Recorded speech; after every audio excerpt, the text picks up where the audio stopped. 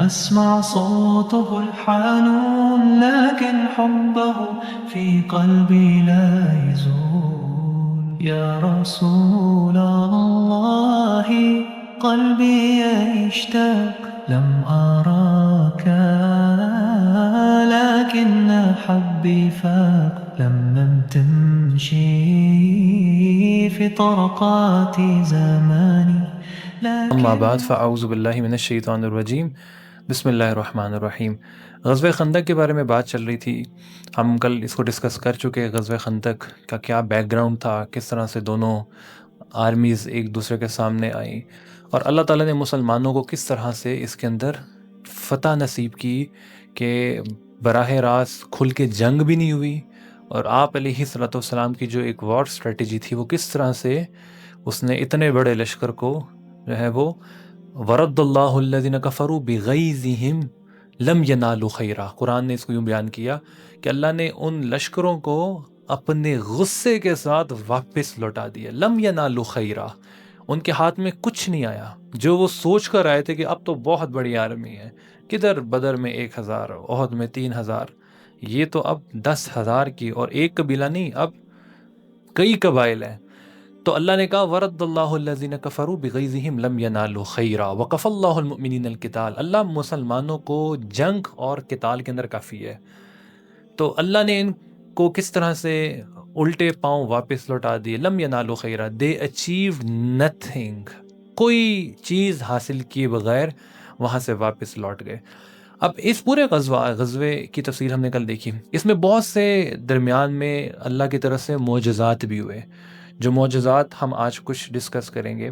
سب سے پہلا معجزہ اس غزوے کے اندر یہ ہوا، کل ہم نے پڑھا تھا ابو جہل بن اکرمہ کس طرح سے اس نے ڈیفیٹ سپیچ کی آخر کے اندر، اور سارے جو قبائل تھے وہ واپس دوڑ گئے اپنے الٹے پاؤں۔ تو ایک رات قبل اللہ رب العزت کی طرف سے ایک اور مسلمانوں کے اوپر ایک غیبی مدد یہ ہوئی تھی، جنہوں نے ان کی جو آخری جو سمجھ لیں دیوار کو آخری دھکا لگایا تھا، کولیپس ہونے کے جو بالکل قریب تھی۔ میں بتا چکا کہ کل کہ 1 مہینے کا جو ہے نا وہ 1 مہینے کا محاصرہ تھا، اور they were not prepared for this siege، وہ تو لڑنے کے لیے آئے تھے۔ تو آخری دیوار کو جو ایک آخری دھکا تھا نا، اس کا سورس کیا بنا، وہ یہ بھی ایک سورس تھا۔ ایک تو حضرت نعیم رضی اللہ تعالیٰ عنہ کی اسٹریٹجی، دوسرا یہ کہ اسی رات اللہ رب العزت کی طرف سے تیز آندھی آئی ان کے اوپر، سخت آندھی، سردیوں کی راتیں اور سخت آندھی، جس سے ان کے کیمپس جتنے تھے وہ اکھڑ گئے، اور ان کے جتنے کھانے کا جو سارا ساز و سامان تھا وہ سارا کا سارا جو ہے نا گر گیا۔ اب جو ان کے پاس بچا کچھ تھوڑے بہت ریسورسز تھے یہاں پہ رکنے کے لیے، وہ سارے کے سارے ختم ہو گئے۔ تو اس کے بعد پھر جو ہے اب they have no option to stay there. تو یہ اللہ کی طرف سے ایک آخری ان کو ایک جو ہے نا وہ ایک پش تھا، جس کی وجہ سے دے ور ٹوٹلی کولیپسڈ۔ تو ایک تو یہ معجزہ، اس کے ساتھ ایک اور معجزہ جو احادیث مبارکہ کے اندر غزوہ خندق کے کانٹیکس کے اندر ملتا ہے، حضرت جابر رضی اللہ تعالیٰ عنہ کا واقعہ۔ آپ دیکھ چکے کہ غزوہ خندق کے اندر کس طرح سے بھوک، فقر اور جو ہے نا وہ صحابہ رضوان علیہ اجمعین کے اوپر مشکلات کی کیفیت تھی۔ بھوک بھی تھا، فقر بھی تھا، خوف بھی تھا، اور صحابہ رضوان علیہ اجمعین جو تھے، وہ میں آپ کو کل بتایا کہ سیرت کی کتابوں میں یہ بھی لکھا ہوا کہ they were forced to eat the rotten fat، اپنی جان کو بچانے کے لیے اتنا شدید فقر تھا، اور رسول اللہ اپنے پیٹ کے اوپر جو ہے نا خود پتھر آپ علیہ السلام نے باندھے ہوئے تھے۔ تو اس موقع کے اوپر جب حضرت جابر رضی اللہ تعالیٰ نے رسول اللہ کی یہ کیفیت دیکھی، تو حضرت جابر رسول اللہ صلی اللہ علیہ اپنے گھر گئے اور اپنی بیوی سے جا کے کہا کہ کیا گھر پہ کوئی کھانے کا سامان پڑا ہوا ہے؟ تو ان کی بیوی نے جواب دیا کہ ہمارے گھر پہ صرف کچھ تھوڑی سی جو پڑی ہوئی ہے، اور کچھ جو ہے نا بس جو پڑی ہوئی ہے، اور ایک چھوٹا سا بکری کا بچہ ہے۔ تو حضرت جابر رضی اللہ تعالیٰ عنہ نے فوراً وہ جب بکری کا بچہ ذبح کیا، اپنی بیوی کو حکم دیا کہ وہ آٹا وغیرہ گوندیں۔ جب کھانا وغیرہ تیار ہو گیا، حضرت جابر رضی اللہ تعالیٰ عنہ واپس بھاگے رسول اللہ صلی اللہ علیہ وسلم کے پاس، اور کہا حضور آپ کے میں جو ہے نا وہ آپ کے لیے ایک دعوت کا اہتمام ہے، تو لہٰذا آپ اپنے چند چند صحابہ کو لیں اور ہمارے ساتھ گھر تشریف لائیں. جابر رضی اللہ تعالیٰ کا گھر بالکل خود بھی فقیر غریب، تو صحابہ کے پاس تو کچھ بھی نہیں تھا اگر آپ ان کو ریسورسز کے پوائنٹ آف ویو سے دیکھتے اس ٹائم کے اوپر. تو جابر رضی اللہ تعالیٰ نے نبی صلی اللہ علیہ وآلہ وسلم سے یہ عرض کی کہ اللہ کے نبی آپ اپنے چند صحابہ کو لے کے گھر تشریف لے آئے، میں نے آپ کے لیے کھانا تیار کیا ہے. ان کی بیوی نے ان سے کہا تھا کہ مجھے نا رسول اللہ کے سامنے رسوا نہیں کرنا. آپ کو پتہ جو خواتین ہوتی ہیں نا وہ پینک کر جاتی ہیں اگر کھانا تھوڑا ہو اور گیسٹ زیادہ ہو. رسول اللہ صلی اللہ علیہ وآلہ وسلم کے کان کے اندر آ کے جابر رضی اللہ تعالیٰ عنہ نے بات کی اور کہا انا قد ذبحنا بہیمۃ لنا وطحنت صاعا من شعیر کان عندنا فتعال انت فی نفر معک. اے اللہ کے نبی، ہم نے گھر پہ کچھ کھانا تیار کیا ہے، لہٰذا آپ اپنے کچھ اصحاب کے ساتھ میرے ساتھ تشریف لائیے. رسول اللہ صلی اللہ علیہ وسلم نے جیسے ہی جابر رضی اللہ تعالیٰ کی بات سنی، اللہ کے نبی نے فرمایا یا اہل خندقی، اے کھدائی کرنے والے صحابہ، اے خندق والو، ان جابرن قد صنع لکم سورا فہیہلا بکم. جابر نے تمہارے لیے کھانے کی زبردست پرتکلف دعوت کا اہتمام کیا ہے، چلو میرے ساتھ. کتنے صحابہ؟ 1000 کے قریب کتابوں میں آتا ہے جو اس دعوت میں شامل ہوئے ہیں. وہ سارے اٹھے وہاں سے، بھوک کی تو شدت تھی اور فقر کی حالت تھی، کتنے ہی دنوں سے کھانا نہیں کھایا ہوا تھا. رسول اللہ بھی اٹھے، وہ 1000 کا کتابوں کے اندر آتا ہے. وہ صحابہ اب واپس دوڑے کدھر؟ جابر رضی اللہ تعالیٰ کے گھر کی طرف. جابر رضی اللہ تعالیٰ دوڑتے ہوئے ہامتے ہوئے گھر پہنچے، بیگم کو بتایا کہ اللہ کے نبی صلی اللہ علیہ وسلم کو میں نے کہا تھا کہ چند لوگوں کو لے کر آنے، رسول اللہ 1000 کا لشکر لے کے گھر پہ آ رہے ہیں. 1000 کا لشکر گھر بیٹھا کیسے ہوگا، یہ بھی سوچیں آپ نا. تو ان کی بیوی نے کہا کیا آپ نے اللہ کے نبی صلی اللہ علیہ وسلم کو بتایا تھا کہ ہم نے چند لوگوں کو کھانا تیار کیا ہے؟ حضرت جابر نے کہا میں نے اللہ کے نبی کو بتایا تھا کہ اللہ کے نبی ہم نے چند لوگوں کا کھانا تیار کیا، چند اصحاب کو لے آئیں اور آپ خود تشریف لے آئیں. تو پھر وہ کہنے لگے اچھا اگر آپ نے رسول اللہ کو بیان کر دیا تھا، پھر اللہ اور اس کے رسول اس معاملے کو خود دیکھ لیں گے. تو حضرت جابر کو رسول اللہ صلی اللہ علیہ وسلم نے حکم دیا، گھر پہنچے، لا تنزلن برمتکم، اپنے جو ہانڈی ہے اس کے اوپر سے وہ ڈھکن نہیں اتارنا، اور جو تم نے آٹا گوندھ کے رکھا ہوا ہے اس کے اوپر سے کپڑا نہیں ہٹانا.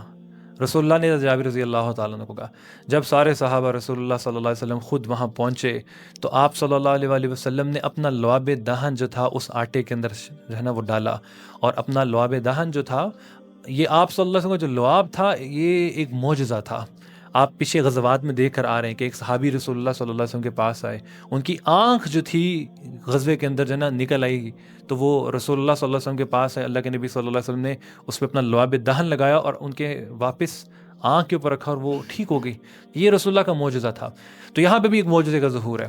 تو اللہ کے نبی صلی اللہ علیہ وآلہ وسلم نے کچھ اور خواتین کو بلایا کہ زیادہ 1000 صحابہ کو کھانا دینا ہے، ہم نے 1000 بندوں کو کھانا کھلانا ہو تو پورا ہمیں میرج ہال کرنا پڑتا ہے، کیٹرنگ کمپنی کرنی پڑتی ہے. تو یہاں پہ ایک خاتون جابر رضی اللہ تعالیٰ عنہ کیا کیفیت ہوگی، ٹھیک ہے. تو مجھے یاد ہے ہم نے ایک دفعہ ایک چھوٹا سا ایونٹ کیا، 200 لوگوں کی پلاننگ کی اس پہ نا، اور بندے آ گئے 700، اور ہماری جو ہے نا وہ حالت غیر ہوئی تھی اس ٹائم پہ نا کہ کھانا بھی شارٹ ہو جائے گا اور لوگوں کو بٹھائیں کام پہ. تو خیر وہ حضرت جابر رضی اللہ تعالیٰ نے رسول اللہ صلی اللہ علیہ وسلم کی بات مانی اور اسی طرح سے کیا. تو رسول اللہ صلی اللہ علیہ وسلم اپنے ہاتھ سے صحابہ کو خود جو ہے بنفس نفیس سالن دیتے گئے اور روٹیاں جو تھیں وہ خواتین بناتی گئی، حتیٰ کہ حضرت جابر رضی اللہ تعالیٰ عنہ بیان کرتے ہیں کہ 1000 صحابہ کا جو یہ لشکر تھا انہوں نے پیٹ بھر کے کھانا کھا لیا، سیر ہو گئے. اور ہمارا جب ہم نے وہ کھانے کا ہانڈی سے ڈھکن اتارا تو کھانا ویسے کے ویسے ہی تھا. اسی موقع کے اوپر رسول اللہ صلی اللہ علیہ وسلم نے حضرت جابر رضی اللہ تعالیٰ عنہ سے مانگا کہ اے جابر مجھے اس ہنڈیا میں سے وہ دستی نکال کے دو. رسول اللہ صلی اللہ علیہ وسلم خود بھی تناول فرما رہے تھے. حضرت جابر نے رسول اللہ صلی اللہ علیہ وسلم کو دستی نکال کے، دستی پتہ نا اگلا جو ہوتا ہے شولڈر ہوتا ہے.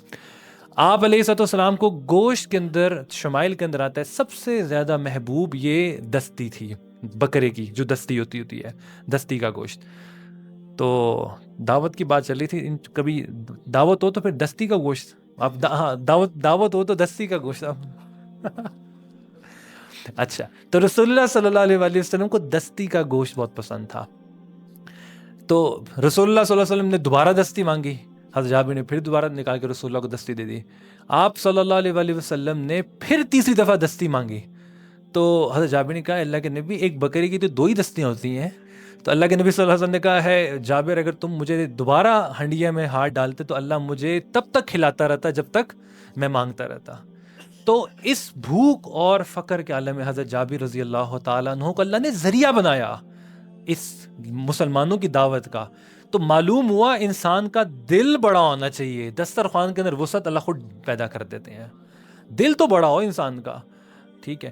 تو جابر رضی اللہ تعالیٰ کو دل بڑا تھا، دیکھیں چند ہمارے گھروں کے اندر تو ماشاءاللہ پورے مہینے کا راشن پڑا ہوتا ہے، اور بینک بیلنسز الگ پڑے ہوتے ہیں، پراپرٹیز الگ ہوتی ہیں، اور جو ہے نا وہ منتھلی انکم الحمدللہ الگ ہوتی ہے، اور پھر بھی ہم اپنے فیوچر کا خوف ہمارے پہ سوار ہوتا ہے کہ مستقبل میں کیا ہوگا، بچوں کا کیا بنے گا، فیملی کا کیا بنے گا۔ یہاں پہ جابر رضی اللہ تعالیٰ کے پاس کیا تھا؟ ان کی بیوی نے کہا صرف ایک مٹھی جو ہے اور ایک چھوٹی سی بکری جس کو انہوں نے ذبح کر دیا، جو ان کے پاس تھا انہوں نے دسترخوان پہ لگا دیا۔ اللہ نے جابر رضی اللہ تعالیٰ عنہ کے دسترخوان پہ اتنی وسعت دی کہ 1000 صحابہ رضوان اللہ اجمعین جو بھوک سے چور تھے، فقر سے چور تھے، ان سب نے کھانا کھا لیا، سب کا پیٹ بھر گیا، اور جابر رضی اللہ تعالیٰ عنہ کہنے کہ کھانا ویسے کا ویسا تھا، اور آٹا جو تھا وہ بھی ویسے کا ویسا تھا۔ ایسے معجزات رسول اللہ کے ہاتھ پہ کئی دفعہ ثابت ہوئے۔ ایک دفعہ اسی طرح کا معجزہ دودھ کا بھی ایک واقعہ ہے، آپ صلی اللہ علیہ وسلم جو ہے نا وہ صحابہ کو دودھ پلاتے گئے آخر میں رسول اللہ صلی اللہ علیہ وسلم نے تناول فرمایا اور دودھ جو ہے نا ویسا کا ویسا تھا۔ تو یہ ایک دوسرا معجزہ تھا جو اس موقع کے اوپر ظاہر ہوا۔ تیسرا معجزہ اس موقع کے اوپر وہ ظاہر ہوا جو ہم نے کل میں نے اس کی تفصیل بیان کر دی تھی کہ صحابہ رضوان اللہ اجمعین خندق کی کھدائی کر رہے تھے، تو ایک ایسا چٹان درمیان میں آ گیا تو کسی صحابی سے ٹوٹ نہیں رہا تھا، تو آپ علیہ الصلوۃ والسلام خود اس جگہ پہ اترے، آپ علیہ الصلوۃ والسلام نے کدال پکڑی، اس پہ ایک ضرب لگائی تو ایک چنگاری نکلی، آپ صلی اللہ علیہ وسلم نے اللہ اکبر کہا، وہ چٹان تھوڑی کچھ ٹوٹی، رسول اللہ نے کہا اللہ اکبر، صحابہ نے کہا کہ اللہ کے نبی آپ نے اللہ اکبر کیوں کہا ہے؟ تو اللہ کے نبی صلی اللہ علیہ وسلم نے کہا کہ میں نے اس میں سے ایک روشنی دیکھی ہے جس میں سے جس میں جو ہے نا مجھے رومن امپائر کے روم کے محلات دکھائے گئے، روم کے سرخ محلات، اس ٹائم کی جو آرکیٹیکچرل تھا رومنز کا وہ سرخ محلات تھے۔ رسول اللہ نے کہا کہ مجھے سرخ محلات دکھائے گئے اس روشنی کے اندر، اور پھر رسول اللہ نے دوسری جب اس کے اوپر کدال ماری تو آپ صلی اللہ علیہ وسلم نے پھر کہا اللہ اکبر، ایک روشنی صحابہ نے بھی دیکھی، اللہ کے نبی صلی اللہ علیہ وسلم نے کہا کہ مجھے اس روشنی کے اندر یمن اور صنعاء کے جو محلات ہیں وہ فتح ہوتے ہوئے نظر آ رہے ہیں۔ اس کے بعد تیسری کدال رسول اللہ صلی اللہ علیہ وسلم نے جب اس کے اوپر ماری تو اسی طرح سے آپ صلی اللہ علیہ وسلم کو اس کے اندر فارس کے محلات دکھائے گئے، یعنی کہ اس ٹائم پہ جو سپر پاورز تھیں، رومن امپائر، پرشین امپائر اور یمن، اور آپ سب جو سٹارٹ سے بیٹھے ہوئے ہیں سیشن کے اندر، آپ سب جانتے ہیں کہ عرب کی جو روٹس تھیں وہ کہاں سے سٹارٹ ہوتی تھیں؟ یمن سے سٹارٹ ہوئی تھی۔ کس طرح سے ہوئی وہ آپ سب دیکھ کر آگے۔ تو 3 بڑی اس ٹائم پہ امپائرز تھیں۔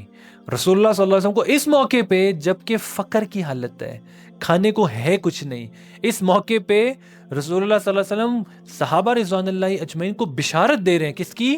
رومن امپائر کے فتح ہونے کی، اور پرشین امپائر کے فتح ہونے کی، یمن کے فتح ہونے کی آپ علیہ السلام بشارت دے رہے ہیں، جبکہ مسلمانوں کے ہاتھ میں کچھ نہیں اس ٹائم پہ، اور اتنی بڑی جو سپر پاورز تھیں وہ فتح ہوں گی، رسول اللہ بشارت دے رہے ہیں، اور صحابہ اس کے اوپر خوشی کا اظہار کر رہے ہیں۔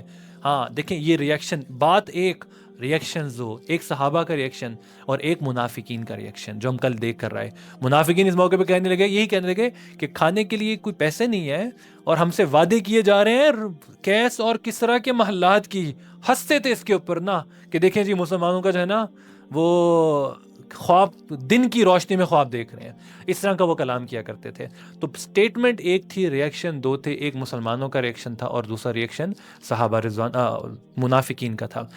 تو دیکھیں جی رسول اللہ صلی اللہ علیہ وسلم نے حدیث مبارکہ کے اندر بیان کیا کہ یہ مسند احمد کی روایت ہے، لَيَبْلُغَنَّ هَذَا الْأَمْرُ مَا بَلَغَ اللَّيْلُ وَالنَّهَارُ، اللہ رب العزت صلی اللہ علیہ وآلہ وسلم کے حکم سے یہ دین اسلام ہر اس جگہ تک پہنچے گا. آپ علیہ الصلوۃ والسلام نے بیان کیا کہ جہاں تک دن اور رات پہنچتے ہیں. کوئی ایسی جگہ ہے دنیا کے اندر جہاں پہ دن اور رات نہیں پہنچتی؟ رسول اللہ صلی اللہ علیہ وسلم نے کہا کہ یہ دین ہر گھر میں داخل ہوگا. لا یترک اللہ بیتن مدرن ولا برن الا ادخلہ اللہ ھذا الدین. اللہ اس دین کو ہر کچے اور پکے گھر کے اندر داخل کرے گا. جس جگہ تک دن اور رات، دن کی روشنی اور رات کی تاریکی پہنچتی ہے، اللہ اس دین کو داخل وہاں تک کرے گا. اس موقع پہ جب رسول اللہ صلی اللہ علیہ وسلم اور صحابہ کو اس کچھ بھی نہیں ہے، کوئی اسباب بظاہر نظر نہیں آ رہے، تو دیکھیں یہ دین تو غالب آئے گا. قرآن کہتا ہے هو الذی ارسل رسولہ بالہدی ودین الحق لیظہرہ علی الدین کلہ. اللہ وہ ذات ہے جس نے اپنے رسولوں کو مبعوث کیا اور محمد رسول اللہ کو بھجوایا لیظہر علی الدین کلہ، تاکہ یہ دین تمام ادیان کے اوپر غالب آ جائے. اسلام نے غالب آنا ہے. یہ مسلمانوں کے ایک وقتی ڈپریشن کے فیزز ہیں، یہ گزر جائیں گے. ہماری اس کے اندر کامیابی یہ ہے کہ اپنی آخرت اور ہماری زندگی اور آخرت کی کامیابی ہے کہ اس اعلاء کلمت اللہ کے لیے، اس دین کے غلبے کے اندر ہمارا حصہ اور وزن پڑ جائے. ہمارا اگر اس کے اندر وزن پڑ گیا تو ہم کامیاب ہو گئے. اگر ہمارا وزن جو ہے نا بس چلتے پھرتے ہم نے دنیا کی بس اپنی جو ہے نا بھاگ دور کے اندر ہی زندگی گزار کے چلے گئے اور اس کے اندر کوئی حصہ نہیں ڈالا، تو یہ ہمارے لیے بہت بڑی ایک ریگریٹ ہوگا کل قیامت کے دن. تو کس طرح سے رسول اللہ صلی اللہ علیہ وآلہ وسلم کے اس مشن کے اندر ہم شامل ہو سکتے ہیں کہ یہ دین غالب آئے گا. رسول اللہ نے کہا، قرآن نے اس کو کہا. کس طرح سے شامل ہو سکتے ہیں کہ آپ اس دین کو سمجھیں، سیکھیں، اس کے اوپر عمل کریں اور اپنی حیثیت کے مطابق اپنے سرکل آف انفلوئنس کے اندر جو باتیں آپ سیکھ رہے ہیں اس کو آگے پہنچائیں. آپ کا اللہ سرکل آف انفلوئنس بھی بڑھانا شروع کر دے گا. آپ نیت کریں کہ ہم انشاءاللہ، اللہ ہمیں موقع دے، قیامت ہم آخری انسان تک جو دنیا کے اندر آباد ہے اس تک یہ دین کا پیغام پہنچائیں گے. آپ نیت کریں، اللہ پہنچائے گا. آپ نہیں بھی پہنچے گا تو اللہ آپ کو اس کا اجر دیں گے اور آپ کا انہی لوگوں کے اندر شمار ہوگا جو اعلاء کلمت اللہ کی بات رسول اللہ صلی اللہ علیہ وسلم نے اس حدیث مبارکہ کے اندر کی. تو ہمارا کام ہے حق کے پلڑے کے اندر ہمیشہ اپنا وزن ڈالتے رہیں. اللہ بہترین جو ہے نا پلانر ہے. تو ہمارا کام کیا ہے کہ وہی پلان، جس طرح سے ہم پلان کرتے ہیں اپنا کیریئر، ہم پلان کرتے ہیں اپنا بزنس، ہم پلان کرتے ہیں اپنی جو ہے نا فیملی لائف، ہم اس کو بھی پلان کریں کہ کس طرح سے ہم جو ہے ہمارا وزن اس کے اندر پڑ جائے. دیکھیں یہ دین جو ہے پہنچا ہے قربانیوں سے. صحابہ رضوان اللہ اجمعین اگر اس موقع پہ سرنڈر کر دیتے، آپ نے دیکھا سرنڈر کر دیتے، بدر میں سرنڈر کر دیتے، احد میں سرنڈر کر دیتے، خندق میں سرنڈر کر دیتے، تو آج اسلام ہمارے تک نہ پہنچتا. یہ جو بات کی جاتی ہے کہ اسلام جو ہمارے تک پہنچے وہ صحابہ رضوان اللہ اجمعین کی بدولت ہے. یہاں پہ اگر جو سعد بن عبادہ، سعد بن معاذ رضی اللہ تعالیٰ عنہ سرنڈر کر دیتے، رسول اللہ کا ساتھ نہ دیتے، تو اسلام کی شمع تو گل ہو جاتی. لیکن اللہ نے اس دین کو باقی رکھنا تھا. اللہ ایسے رجال ہر دور کے اندر کھڑا کرتا ہے. صحابہ اس کی کلائمیکس کے اوپر تھے، اس کے بعد تابعین، تبا تابعین، اور یہ سلسلہ آج تک چلا رہی ہے. قربانی دینے والے لوگ آج تک چلے آ رہے ہیں کہ جو اس دین کی اعلاء کلمت اللہ کے لیے اپنی زندگیاں وقف کر دیتے ہیں، اپنے جو ہے نا وہ اپنے کیریئرز کو وقف کر دیتے ہیں، اپنے پروفیشنز کو وقف کر دیتے ہیں، کہ کسی طرح سے اپنے مال کو وقف کر دیتے ہیں کہ اللہ ہمارا مال جان وقت کسی طرح سے اس دین کی جو ہے نا اعلاء کلمت اللہ کی جو ہے نا وہ کے لیے قبول کر لیں. تو ان لوگوں کا شمار بھی انشاءاللہ جو آج بھی اس محنت کے اندر جڑیں گے کسی بھی درجے کے اندر، انشاءاللہ اللہ کی رحمت سے امید ہے کہ یہ وہی لوگ ہوں گے جو کل قیامت کے دن اسی لشکر کے اندر ہوں گے جس میں صحابہ رضوان اللہ اجمعین تھے. تو ہم میں سے ہر شخص کوشش کرے اپنی حیثیت اور استعداد کے مطابق کہ ہم آئندہ آنے والی نسلوں کی ہدایت کا ذریعہ اللہ میں آج بنا کے جائے، جس طرح سے صحابہ کو بنایا، تابعین کو بنایا، تبع تابعین کو بنایا. کل ہم نے پڑھا تھا حضرت حذیفہ بن یمان. آج کا بہت سا جو سیشن ہے وہ کل کے ہی جو ہم نے چیزیں ڈسکس کی اس سے جو ڈرائیو لیسنز ہیں، کچھ ہم نے کل ڈسکس کر لیا اور کچھ آج ہم کر رہے ہیں. اس سے جو ڈرائیو لیسنز ہیں وہ اس کے اوپر ایک مین جو پورشن ہے ہم لوگ آج اسی کے اوپر ڈسکشن کر رہے ہوں گے. تو حضرت حذیفہ رضی اللہ تعالیٰ عنہ کا واقعہ ہم نے کل ڈسکس کیا، سب کے ذہنوں میں ہوگا. اس واقعے سے ہمیں بہت سے نا لیسنز ملتے ہیں، بہت سے عبرتیں ہمارے لیے ہیں. سب سے پہلا لیسن وہ اطاعت ہے. اطاعت ڈسپلن. اللہ کے نبی صلی اللہ علیہ وسلم نے حضرت حذیفہ سے کیا کہا کہ اے حذیفہ تم وہاں جانا، آبزرو کرنا اور do not make any trouble. حضرت حذیفہ بن ایمان کیا کہتے ہیں کہ میں جب وہاں پہ گیا پہنچا تو بالکل جو ابو جہل ابو سفیان تھے وہ میرے بالکل تیر کے نشانے کے اوپر تھے، لیکن مجھے ایک دم رسول اللہ کا حکم یاد آ گیا کہ وہاں جا کے صرف آبزرو کرنا ہے، کوئی ایکشن نہیں کرنا. اسی ٹائم پہ اپنے تیر کمان کو نیچے کر دیا. تو معلوم ہوا کہ امیر کی اطاعت کتنی امپورٹنٹ ہوتی ہے. اگر رسول اللہ صلی اللہ علیہ وسلم کی یہاں پہ حضرت حذیفہ بن یمان، حضرت حذیفہ رضی اللہ تعالیٰ عنہ آپ علیہ السلام کی بات نہ مانتے تو سرکمسٹانسز کچھ اور ہوتے. امپورٹنٹ چیز سمجھ آتی ہے کہ ڈسپلن مینٹین کرنا، اور ڈسپلن کے اندر ہائرارکی ہوتی ہے. ہر آرگنائزیشن کی ایک ہائرارکی ہوتی ہے. اس ہائرارکی کے اندر کچھ لوگ اللہ نے اوپر رکھے ہوتے ہیں، کچھ لوگ نیچے رکھے ہوتے ہیں. تو this is part of the Islamic training کہ انسان اس ہائرارکی کے اندر جہاں پہ فال کر رہا ہے اپنی رسپانسبلٹیز کو بھی پورا کرے، جتنا کہا جائے جو کہا جائے اس کو پورا کرے.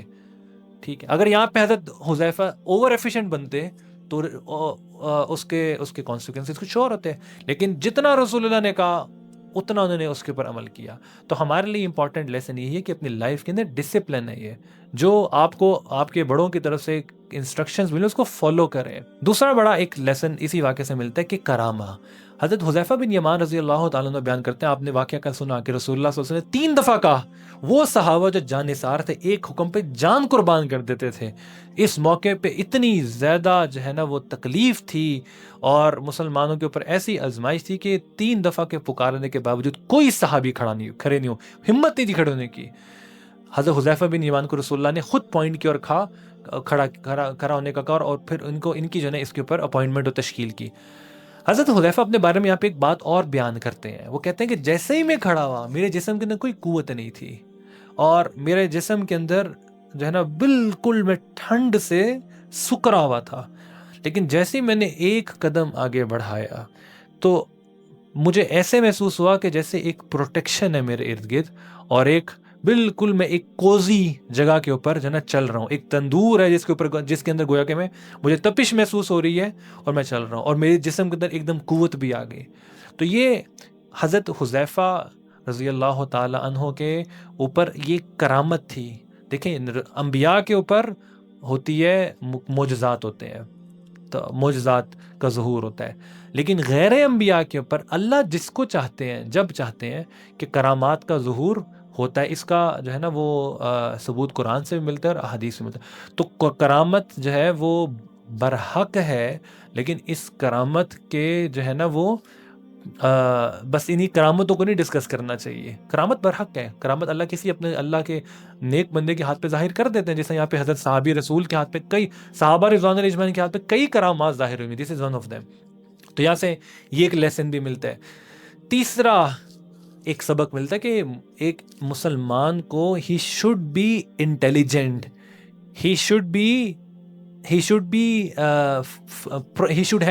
Promptly respond. جس طرح سے حضرت حذیفہ بن یمان نے اس واقعے کے اندر رسپونڈ کیا. جیسے ہی ابو سفیان نے کہا کہ تم میں سے ہر شخص اپنے دائیں بائیں لوگوں کو دیکھ لے، تو امیجیٹلی پرومپٹ ریئیکشن تھا کہ اس کا حضرت حذیفہ رضی اللہ تعالیٰ عنہ کا امیجیٹلی دوسرے کا ہاتھ پکڑا اور اس سے پوچھا. تو اس کا مطلب ہے اپنے آپ کو نا اپنی عقل کے اوپر نا حاضر دماغ ہونا چاہیے. ویری گڈ ورڈ، حاضر دماغ ہونا چاہیے انسان کو. پرومپٹ ریئیکشن بھی، انٹیلیجنٹ بھی ہونا چاہیے. اللہ کے نبی صلی اللہ علیہ وسلم نے یہ بھی کہا کہ ایک قوی مسلمان اللہ تعالیٰ کو زیادہ محبوب ہے ایک کمزور مسلمان سے. قوت کے اندر دیکھیں فائنینشیل قوت بھی ہے، مسکولر قوت بھی ہے، اور مینٹل قوت بھی ہے. ہر طرح سے مسلمان کو قوت جو ہے نا قوت قوی ہونا چاہیے. اور دیکھیں یہ قوت نا بیٹھے بیٹھے نہیں آتی ہوتی ہے، اس کے لیے محنت کرنی پڑتی ہے، اب پریکٹس کرنی پڑتی ہے. آپ ایکسرسائز کریں گے آپ کے جسم میں اسٹرینتھ آئے گی. آپ جتنا اپنے آپ کو اس طرح کے کاموں کے اندر انوالو کریں گے آپ کا ذہن اتنا چلنا شروع ہوگا. تو حضرت حذیفہ رضی اللہ تعالیٰ واز ویری انٹیلیجنٹ. تو یہ ایک میسیج ہمیں ملتا ہے کہ مسلمان کو انٹیلیجنٹ اور جو ہے نا وہ حاضر دماغ بھی ہونا چاہیے. اس کے بعد ایک اور لیسن اس میں ملتا ہے. میں نے آپ کو بتایا تھا کہ یہ روایت کیسے سٹارٹ ہوئی. ایک تابعی جو تھے وہ سوال کر رہے تھے حضرت حذیفہ بن یمان سے، کہہ رہے تھے کہ اگر ہم رسول اللہ کے دور میں ہوتے تو ہم رسول اللہ کے قدموں کو بھی زمین پہ نہ لگنے دیتے. حضرت حذیفہ بن یمان نے کہا ہم جتنا ہو سکا رسول اللہ صلی اللہ علیہ وسلم کا ہم نے ساتھ دیا، اور کتنا ساتھ دیا، جانیں قربان کر دی صحابہ نے. ایک واقعہ جو ہے وہ بیان کیا جاتا ہے. ایک شیخ نے اور یہ مطلب کریڈیبل ذرائع سے ایک بات جو ہے نا میرے تک پہنچی. ایک شیخ نے خواب میں دیکھا کہ رسول اللہ صلی اللہ علیہ وسلم ایک جگہ پہ سفر، خواب ہے یہ، مطلب دس از ناٹ کوئی قرآن اور حدیث، وہ سفر کر رہے ہیں رسول اللہ صلی اللہ علیہ وسلم کے ساتھ، اور ایک بس ہے اس کے اندر صحابہ بھی موجود ہیں اور یہ بھی موجود ہے، اور ایک اونچائی کی طرف وہ بس جا رہی. اتنے میں کیا ہوتا ہے، وہ گاڑی کی جو بریکس ہیں وہ فیل ہوتی ہیں اور وہ بس پیچھے کی طرف آنا شروع ہوتی ہے. تو میں ایک دم کہتے ہیں خواب میں نا ادھر ادھر دیکھنے کی کوشش کرتا ہوں کہ کسی طرح سے میں ایک پتھر اٹھاؤں اور پتھر اس بس کے نا پہیے کے نیچے رکھ دوں تاکہ بس رک جائے، رسول اللہ کو تکلیف نہ ہو. اتنے میں کیا دیکھتا ہوں، صحابہ رضوان اللہ اجمعین نے اپنے سروں کو اس بس کے جو ہے نا پہیوں کے نیچے رکھ دیا ہے.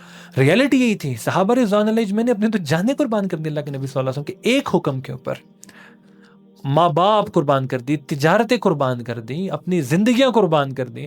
حضرت حذیفہ بن یمان کیا کہہ رہے ہیں کہ ہم نے جتنا ہو سکا ہم نے اللہ کے نبی صلی اللہ علیہ وسلم کا ساتھ دیا. لیکن یہاں پہ وہ جو تابعی تھے ان سے ایک غلطی ہو رہی تھی، اور غلطی کی اصلاح کرنا بھی مقصود تھی اپنے، کیونکہ وہ شاگرد تھے، اسٹوڈنٹ تھے ان کے.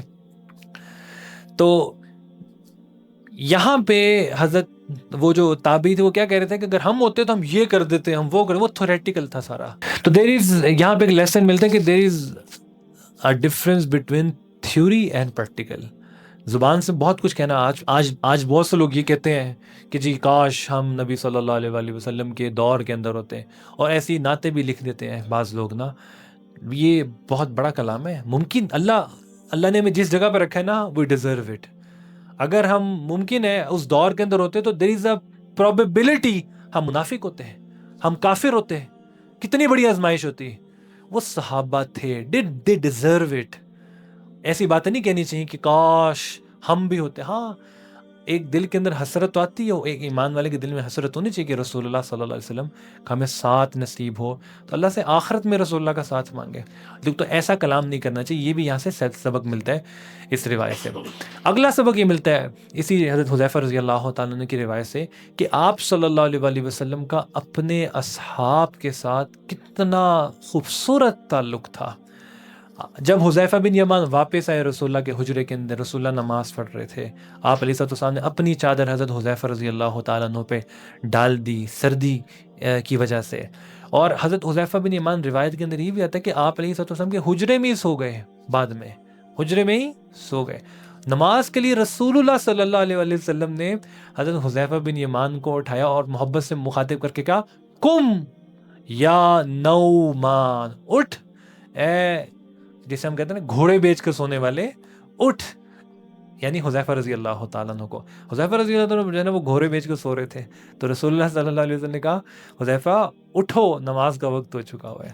تو آپ صلی اللہ علیہ وسلم کا کس طرح سے ایک محبت بھرا تعلق تھا اپنے اصحاب کے ساتھ، اور کتنا ایک خوبصورت تعلق تھا رسول اللہ صلی اللہ علیہ وآلہ وسلم کا. اور آپ صلی اللہ علیہ وسلم، یہ بھی آپ علیہ السلام کی سنت ہے، آپ علیہ السلام کئی دفعہ انسان کو اس کی کوالٹی کے ساتھ بھی مخاطب کرتے تھے، محبت کے انداز کے اندر.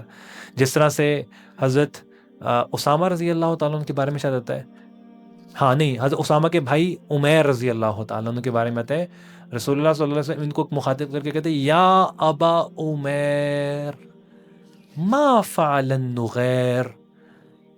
ان کے پاس ایک نا چھوٹی سی چڑیا کا بچہ تھا، تو وہ اس چڑیا کے بچے کے ساتھ کھیلتے تھے. تو اللہ کے نبی صلی اللہ علیہ وسلم پیار سے ان کو مخاطب کر کہتے ہیں، اے ابا عمیر تمہاری چڑیا کیسی ہے، جو چھوٹی عمر کے تھے. حضرت عائشہ رضی اللہ تعالیٰ عنہ کو رسول اللہ صلی اللہ علیہ وسلم یا حمیرہ کہہ کے مخاطب کرتے تھے. حمیرہ سرخ، حضرت عائشہ رضی اللہ تعالیٰ عنہ کے رنگ میں سرخی تھی، تو رسول اللہ صلی اللہ علیہ وسلم محبت کے ساتھ حمیرہ کے لقب سے مخاطب کرتے تھے. یا ابو تراب، حضرت علی رضی اللہ تعالیٰ عنہ مٹی میں لٹے ہوئے تھے مسجد نبوی کے اندر، مسجد نبوی بالکل کچی تھی، تو آپ صلی اللہ علیہ وسلم نے ابو تراب اور علی رضی اللہ تعالیٰ عنہ پہ بھی قربان جائیں، انہوں نے پوری زندگی اپنی کنیت ہی اختیار کر لی، ابو تراب. ابو ہریرہ، there are lot of examples. Abu Hurairah is not the name of مطلب حضرت ابو ہریرہ، ان کا نعمان شاید عبداللہ تھا، تو وہ بلیاں ان کو پسند تھی، تو ایک دفعہ چادر کے اندر بلی کو پکڑا ہوا تھا ابو ہریرہ نے، تو بلی ایک دم چھلانگ لگا کے نیچے نکلی، تو رسول اللہ صلی اللہ علیہ وسلم نے ان کا نام ڈال دیا ابو ہریرہ، کنیت. تو وہ صحابی کتاب کے اندر آج دیکھیں احادیث کی، وہ حضرت اصل نام شاید کوئی بھی نہیں جانتا، مطلب بہت کم لوگوں کو پتا ہوگا، لیکن ہر شخص ان کو رسول اللہ کی دی ہوئی کنیت سے ہی جانتے ہیں، کیونکہ دے لو دیٹ کنیت. رسول اللہ نے ہمیں اس نام سے پکارا ہے. تو یہ آپ علیہ السلام کی ایک وصف اور ہمیں نظر آتا ہے کہ آپ صلی اللہ علیہ وآلہ وسلم اس طرح سے محبت کے ساتھ اپنے ساتھیوں کو مخاطب کیا کرتے تھے. جس طرح یہاں پہ حضرت حذیفہ کو کیا کہہ رہے ہیں، کم یا نعمان. یہ نعمان عین والا نہیں ہے، نوم کہتے ہیں سونے کو، اے لمبی تان کے سونے والے. اچھا اس کے بعد اس کے علاوہ اور جو غزوہ خندق سے ہمیں کچھ جو لیسنز ملتے ہیں کہ اس ٹائم پہ دیکھیں یہ حضرت سلمان فارسی رضی اللہ تعالیٰ عنہ نے جو ایک میتھڈالوجی پرسکرائب کی، جو ٹیکنالوجی بیان کی، وہ عرب کے اندر اس ٹائم پہ رائج نہیں تھی. کس چیز کی ٹیکنالوجی؟ خندق کے کھودنے کی. دس واز نیو ان عرب. اسی وجہ سے دشمن بھی چونک گیا جب وہ وہاں پہ پہنچے. تو پتہ چلا کہ مسلمانوں کو بھی ٹیکنالوجیکل ایڈوانسمنٹس کی طرف جانا چاہیے. ٹھیک ہے، اور خاص طور پہ وارز کے اندر جو اس ٹائم پہ ففتھ کیا بلکہ اب تو 6th جنریشن وارفیئر کی طرف ہم لوگ جا رہے ہیں. فرسٹ جنریشن سے سیکنڈ، تھرڈ، فورتھ، ففتھ اور آگے 6th جنریشن کی طرف بڑھ رہے ہیں. تو 6th جنریشن وارفیئر ایک ٹوٹل ڈفرینٹ ڈائنامکس ہے. اور اب جو ہے نا وارز کی جو ایک نئی جنریشن آ رہی ہے وہ سیٹلائٹس کی، تو اسپیس وارز ہیں اس ٹائم پہ جو اب اگلے، اور کیمیکل وارز ہیں اور بایولوجیکل وارز ہیں. تو مسلمانوں کو اکوپ ہونا چاہیے لیٹسٹ ٹیکنالوجی سے تاکہ وہ اپنا دفاع کر سکے. اور الحمدللہ آج ہم اتنے کیپیبل تھے تو ان کے رافیل اللہ نے مسلمانوں کے ہاتھوں سے گروائے نا. اگر مسلمان بھی اس ٹیکنالوجیز کو اڈاپٹ نہ کرتے تو پھر وہ تو اپنی کاروائی ڈال چکے ہوتے. تو یہاں سے پتہ چلتا ہے کہ رسول اللہ صلی اللہ علیہ وسلم نے بھی اس ٹائم کی جو اویلیبل ٹیکنالوجی تھی اس کو اویل کیا. جی دیکھیں ایک بہت امپورٹنٹ سبق اگلا ہمیں یہ بھی یہاں سے ملتا ہے کہ جو فَإِذَا عَزَمْتَ فَتَوَكَّلْ عَلَى اللَّهِ، جو قرآن کی آیت ہے، جب ایک دفعہ ایک چیز کو ڈیسائیڈ کر لو نا بس پھر کود پڑو. اور ہم نے یہ احد میں بھی دیکھا تھا، رسول اللہ صلی اللہ علیہ وسلم نے مشورہ کیا، اس کے بعد مشورے میں یہ صحابہ کی یہ اوپینین تھی کہ مدینہ سے باہر نکل کے ڈیفینس کریں گے. تو آپ صلی اللہ علیہ وسلم نے اپنا مشورہ چھوڑ دیا، صحابہ کے مشورے کو اڈاپٹ کیا. اور راستے کے اندر جو منافقین تھے وہ یہ کمنٹس کر رہے تھے کہ جی ہماری بات ہی نہیں مانی، ہم کیوں لڑیں، ہم اتنے سینئر، اتنا ہمارا ایکسپیرینس ہے، ہماری جو ہے نا وہ دھوپ میں ہم نے کوئی بال اپنے سفید کیے ہیں. تو اس طرح کی ساری باتیں کرے تو واپس الٹیمیٹلی واپس وہ مر گئے. مسلمانوں کی طرف سے ایسا کوئی کمنٹ نہیں آیا. مسلمانوں نے جو بس ایک دفعہ مشورہ ہو گیا، they totally submit on that opinion. بس مسلمان کا شیوا یہ ہے. یہاں پہ بھی یہی ہے، ایک نئی ٹیکنالوجی تھی، یہ ایک نئی اسٹریٹجی تھی خندق کو کھودنا. مشکلات بھی تھیں، مطلب اتنی گہری خندق کھودنا، اور مطلب فقر کی حالت، لیکن کسی کی زبان پہ کوئی کمپلیننگ ایٹیچیوڈ آپ کو نہیں ملے گا. بس جو فیصلہ ہو گیا تو بس ہو گیا، بس اس کے بعد اب واپس نہیں ہے. تو یہ بڑی امپورٹنٹ چیز ہے. آج ہوتا یہ ہے کہ اگر کوئی آپس میں کوئی چھوٹی سی ٹیم بھی کام کر رہی ہے اور اگر اس ٹیم کے اندر ایک بندہ مشورہ کچھ اور دے دے اور جو اس کے جو ڈیسیژن میکر ہیں فیصلہ کچھ اور کر دیں، تو بعد میں اگر وہ فیصلہ ٹھیک نہ ثابت ہونا تو کہتے ہیں اچھا میں نے تو اس ٹائم پہ جی کہا تھا، آپ نے میری بات ہی نہیں سنی، میں تو آپ کو یہ مشورہ دے رہا تھا. بھائی مشورے کا مطلب یہ ہے، مشورے کا جو ایک اللہ نے ڈیکورم دیا اس میں ہے ہی یہ کہ جب ایک دفعہ مشورہ ہو گیا اس کے بعد جو فیصلہ ہو گیا وہ سب کا کلیکٹیو فیصلہ ہے، وہ کسی ایک انڈیویجول کا نہیں ہے. We have to own it. جی تو یہ کلیکٹیو وزڈم کے تھرو جو ہم نے ڈیسیژن لے لیا وہ we have to own it. صحابہ رضوان علیہ اجمعین کی زندگی میں آپ کو یہ کمپلیننگ ایٹیچیوڈ اور یہ فنگر پوائنٹنگ نہیں نظر آئے گی جو آج ہمارے اندر موجود ہے کہ ہم دوسرے کے اوپر جو ہے نا وہ انگلیاں اٹھاتے ہیں، کرتے کچھ نہیں ہے. اچھا اگلا سبق رسول اللہ صلی اللہ علیہ وآلہ وسلم اس غزوے سے ہمیں یہ ملتا ہے کہ یہودیوں کا، جیوز کا اور مشرکین کا الائنس بھی ہو سکتا ہے. حالانکہ دیکھیں لاجیکلی جو یہودی ہیں اور عیسائی ہیں وہ تو مسلمانوں کے قریب ہے نا، اہل کتاب ہے، لیکن یہاں پہ الائنس کیا ہو رہا ہے؟ مشرکین، بت پرست ورسز تو نہیں، اور اہل کتاب کا الائنس کس کے ساتھ ہو رہا ہے؟ مشرکین کے ساتھ، کیونکہ ان کا ایک کلیکٹیو جو ہے نا وہ ایک اینیمی جو ہے نا ان کا ایک کامن اینیمی اس ٹائم پہ محمد صلی اللہ علیہ وسلم اور مسلمان ہیں. تو یہاں سے یہ پتہ چلتا ہے کہ یہ ضروری نہیں کہ اہل کتاب آپ کے ساتھ ہوں. قرآن نے اس کو یہ ایکسپلین کیا لَتَجِدَنَّ أَشَدَّ النَّاسِ عَدَاوَةً لِلَّذِينَ آمَنُوا الْيَهُودَ. آپ دیکھیں یہود کا رول آپ کو غزوہ بدر میں بھی ان کا رول نظر آئے گا, احد میں بھی نظر آئے گا, اس کے اندر بھی نظر آئے گا, اور درمیان کے غزوات کے اندر آپ کو جگہ جگہ پہ یہود نظر آئیں گے کہ وہ کوئی موقع نہیں چھوڑتے تھے مسلمانوں کے جو ہے نا کو مسلمانوں کے خلاف اس کو یوز کرنے کا. تو یہ اصلاً تو مسلمان ان کے زیادہ قریب ہیں, لیکن یہ مسلمانوں کو تکلیف پہنچانے کا کوئی موقع نہیں چھوڑتے. وہ بے شک غزہ ہو, بے شک وہ لبنان ہو, بے شک وہ ایران ہو, بے شک وہ پاکستان ہو, ٹھیک ہے نا. بس جب ان کے داڑھ کے نیچے کوئی مسلم ریاست آ جائے تو دے وانٹ اسپیئر اٹ. وہ جارڈن ہو, وہ سیریا ہو, آپ دیکھیں تو صحیح یہودیوں کا, اس یہودیوں کے کریکٹر کو دیکھیں. اللہ دکھا رہا ہے آپ لوگوں کو, یہی کریکٹر اس ٹائم پہ ان کا تھا یہودیوں کا. بنو کینکا والوں, بنو قریظہ والوں نے بھی یہ کیا, بنو نذیر نے بھی یہ کیا. یہ تیسرا ٹرائب تھا یہاں پہ, بنو جو ہے نا وہ قریظہ, سب نے بغاوت کی رسول اللہ کے, سب نے عہد شکنی کی. تو ان کی زبانیں کچھ اور ہیں, ان کے دل میں کچھ اور ہوتا ہے. ظاہر میں مسلمانوں کے ساتھ بھی ہو جائیں, بے شک ابراہیم اکارڈ کی باتیں بھی کر لیں, لیکن they have a deep hatred of مسلمان ان دیئر ہارٹس. تو اس لیے ہمیں سمجھ آتا ہے کہ we have to be very alert from these Jews, اور we have to be very alert from these مشرکین. اس ٹائم پہ بھی مسلمانوں کے جو دو بڑے دشمن یہاں پہ نظر آ رہے ہیں, کون ہیں؟ یہودی. اور آپ کو بتا چکا حیی بن اخطب جو تھا وہ موبلائز کر رہا تھا ساری کی ساری اس مشن کو. اگلا لیسن رسول اللہ صلی اللہ علیہ وسلم کی لیڈرشپ کوالٹی نظر آتی ہے کہ رسول اللہ صلی اللہ علیہ وسلم کا ایک باسی ایٹیچیوڈ نہیں تھا. دیکھیں ایک ہوتا ہے باس, یہ امیج دیکھیں, باس کا مطلب ہے کہ بس دور سے بیٹھ کے آرڈرز دے رہا ہے, اور ایک ہوتا ہے لیڈر. لیڈر کا مطلب ہوتا ہے he leads from the front. Leader کہتے ہی اس کے who leads from the front. رسول اللہ صلی اللہ علیہ وسلم was leading right from front. آپ یہ بار بار آپ کو نظر آئے گا آپ صلی اللہ علیہ وسلم کی پرسنالٹی کے اندر. مسجد نبوی کی جب تعمیر ہو رہی تھی, آپ صلی اللہ علیہ وسلم خود بنفس نفیس اس کے اندر شامل تھے. آپ صلی اللہ علیہ وسلم ایک کارنر میں بیٹھ کر آرڈرز دے سکتے تھے نا صحابہ رضوان, پلاننگ کر سکتے تھے, مطلب رسپانسبلٹیز ایلوکیٹ کر سکتے ہیں, لیکن رسول اللہ صلی اللہ علیہ وسلم واز آن گراؤنڈ. یہاں پہ بھی آپ صلی اللہ علیہ وسلم کے لیے کوئی کیمپ بنا دیا جاتا, آپ صلی اللہ علیہ وسلم اس کو پسند نہیں کیا, رسول اللہ صلی اللہ علیہ وسلم واز آن گراؤنڈ. تو this is a leadership quality جو آپ صلی اللہ علیہ وسلم کی پرسنالٹی سے سمجھ آتی ہے کہ leader should lead from the front. اگلا لیسن جو رسول اللہ صلی اللہ علیہ وسلم کی پرسنالٹی کا ہمیں نظر آتا ہے, جو ہم نے کل بھی ڈسکس کیا تھا ایک حد تک, کہ آپ صلی اللہ علیہ وسلم صحابہ کے مورال کو کس طرح سے ہائی کر رہے تھے.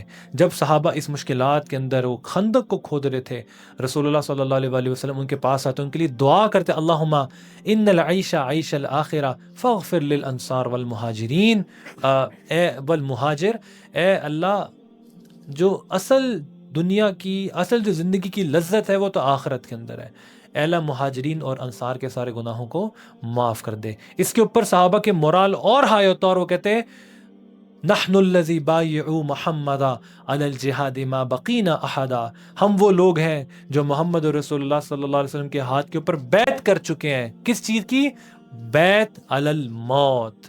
موت ہمیں قبول ہے لیکن ہم رسول اللہ کا ساتھ نہیں چھوڑیں گے.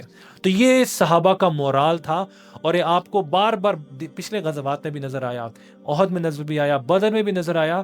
رسول اللہ صلی اللہ علیہ وسلم نے جب جس طرح سے آرمی کے اندر اٹیک کا آرڈر دیا جاتا ہے, اٹیک, تو آپ صلی اللہ علیہ وسلم نے بدر کے اندر, شاید بدر یا احد کے اندر, رسول اللہ صلی اللہ علیہ وسلم نے حکم دیا وَسَارِعُوا إِلَىٰ مَغْفِرَةٍ مِّن رَّبِّكُمْ وَجَنَّةٍ أَرْضُهَا كَأَرْضِ السَّمَاوَاتِ وَالْأَرْضِ, کہ دوڑو اس جنت کی طرف جس جنت کی چوڑائی زمین آسمان سے بڑھ کے. یہ ہم نے احد میں غالباً میں نے آپ کو اس ٹائم پہ بتایا تھا. تو رسول اللہ صلی اللہ علیہ وسلم کی کوالٹی یہ تھی کہ وہ مورال کو ہائی کرتے تھے. ایک لیڈر نا کرٹیسائز نہیں صرف کرتا رہتا, تنقید نہیں کرتا رہتا, وہ مورال لوگوں کے حال مورال کو جو ہے نا بوسٹ کرتا ہے. اچھا, اگلا اہم سبق جو تھا, رسول اللہ صلی اللہ علیہ وسلم واز ویری آپٹیمسٹک, اور کوئی جو ہے نا نیگیٹیوٹی نہیں پھیلنے دیتے تھے جس سے لوگوں کے مورال ڈاؤن ہو. اب دیکھیں حضرت زبیر بن عوام رضی اللہ تعالیٰ کو کیا انسٹرکشن دی. اگر تم دیکھو کہ بنو قریظہ والے مسلمانوں سے عہد شکنی کر چکے ہیں تو ڈونٹ میک اٹ پبلک. اگر وہ اپنے عہد پہ قائم ہو تو پھر تم اس کو پبلکلی ڈسکلوز کر دینا. تو یہ کیا تھا؟ اگر وہ یہ ایک بڑی بریکنگ نیوز ہوتی جو زبیر بن عوام اگر اس کو ڈسکلوز کر دیتے تو کیا ہوتا؟